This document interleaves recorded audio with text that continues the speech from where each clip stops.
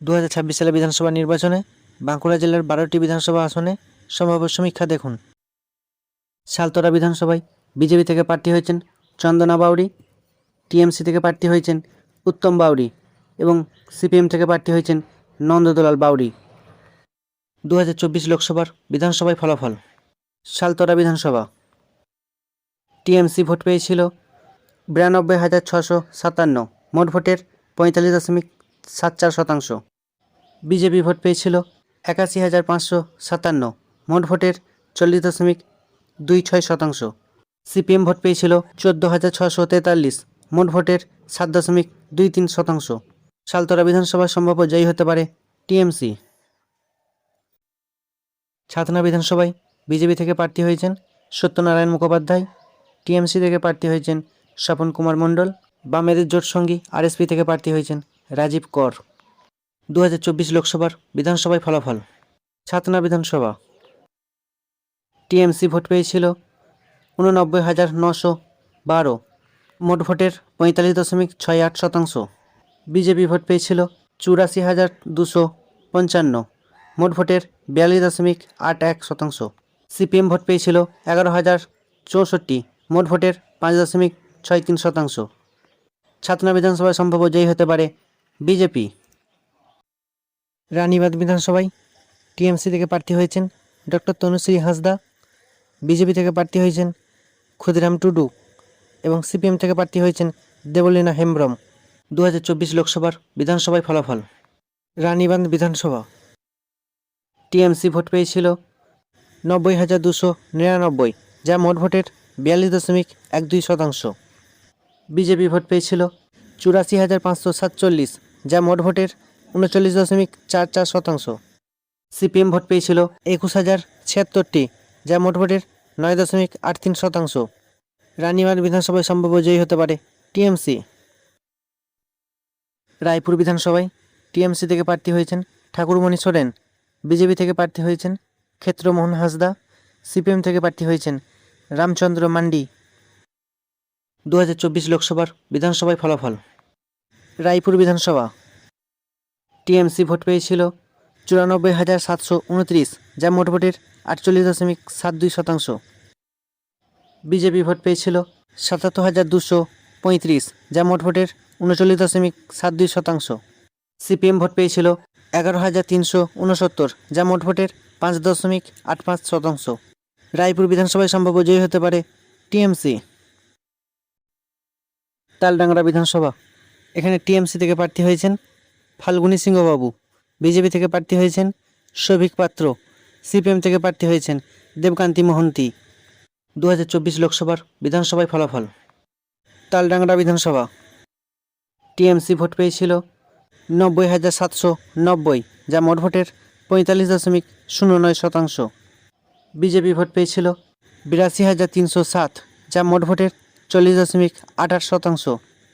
CPM vote পেয়েছিল 16,525, যা মোট ভোটের 8.21%। তালডাংরা বিধানসভায় সম্ভাব্য জয়ী হতে পারে টিএমসি। বাঁকুড়া বিধানসভায় বিজেপি থেকে প্রার্থী হয়েছেন নীলাদ্রি শেখর দানা, টিএমসি থেকে প্রার্থী হয়েছেন ডক্টর অনুপ মণ্ডল, সিপিএম থেকে প্রার্থী হয়েছেন অভয়ানন্দ মুখোপাধ্যায়। 2024 লোকসভার বিধানসভায় ফলাফল। বাঁকুড়া বিধানসভা বিজেপি ভোট পেয়েছিল 1,03,610, যা মোট ভোটের 47.78%। টিএমসি ভোট পেয়েছিল 87,298, যা মোট ভোটের 40.25%। সিপিএম ভোট পেয়েছিল 15,076, যা মোট ভোটের 6.96%। বাঁকুড়া বিধানসভায় সম্ভাব্য জয়ী হতে পারে বিজেপি। বড়জোড়া বিধানসভা, এখানে টিএমসি থেকে প্রার্থী হয়েছেন গৌতম মিশ্র, বিজেপি থেকে প্রার্থী হয়েছেন বিল্লেশ্বর সিংহ এবং সিপিএম থেকে প্রার্থী হয়েছেন সুজিত চক্রবর্তী। 2024 লোকসভার বিধানসভায় ফলাফল। বড়জোড়া বিধানসভা বিজেপি ভোট পেয়েছিল 1,01,567, যা মোট ভোটের 46.42%।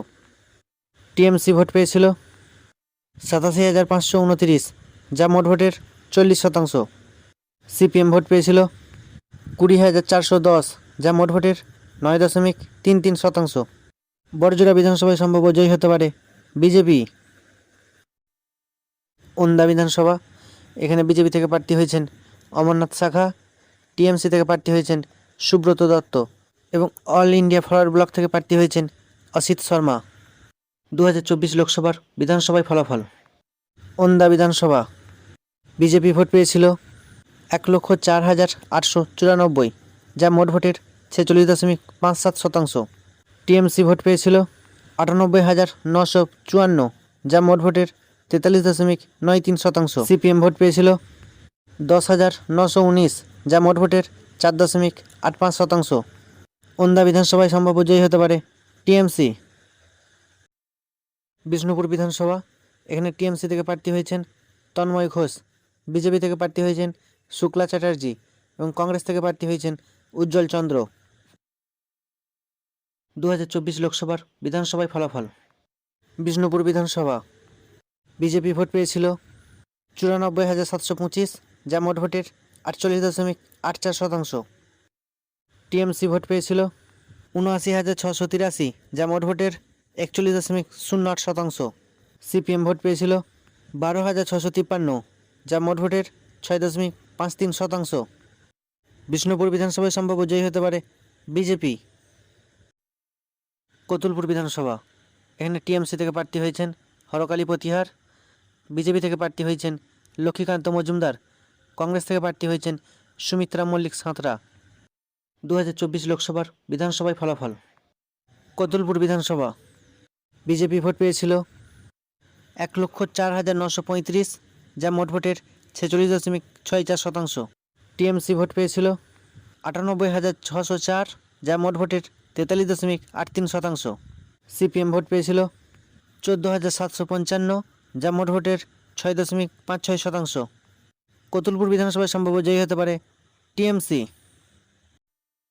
ইন্দাস বিধানসভা, এখানে টিএমসি থেকে প্রার্থী হয়েছেন শ্যামলী রায় বাগদি, বিজেপি থেকে প্রার্থী হয়েছেন নির্মল ধারা, সিপিএম থেকে প্রার্থী হয়েছেন ঝর্ণা মল্লিক।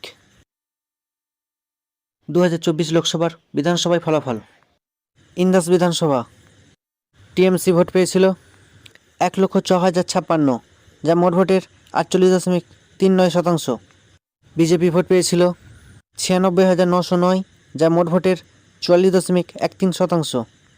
সিপিএম ভোট পেয়েছিল 9,752, যা মোট ভোটের 4.44%। ইন্দাস বিধানসভায় সম্ভাব্য জয়ী হতে পারে টিএমসি। সোনামুখী বিধানসভা, এখানে বিজেপি থেকে প্রার্থী হয়েছেন দিবাকর ঘোরামি, টিএমসি থেকে প্রার্থী হয়েছেন ডক্টর কল্লোল সাহা, সিপিএম থেকে প্রার্থী হয়েছেন অজিত রায়। 2024 লোকসভার বিধানসভায় ফলাফল। সোনামুখী বিধানসভা, বিজেপি ভোট পেয়েছিল 1,07,05, যা মোট ভোটের 48.37%।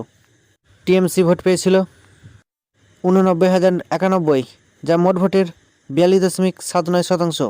সিপিএম ভোট পেয়েছিল 10,902, যা মোট ভোটের 5.24%। সোনামুখী বিধানসভায় সম্ভাব্য জয়ী হতে পারে বিজেপি। বাঁকুড়া জেলার সম্ভাব্য ফলাফল। টিএমসি সম্ভাব্য 7টি আসনে জয়লাভ করতে পারে, বিজেপি সম্ভাব্য 5টি আসনে জয়লাভ করতে পারে।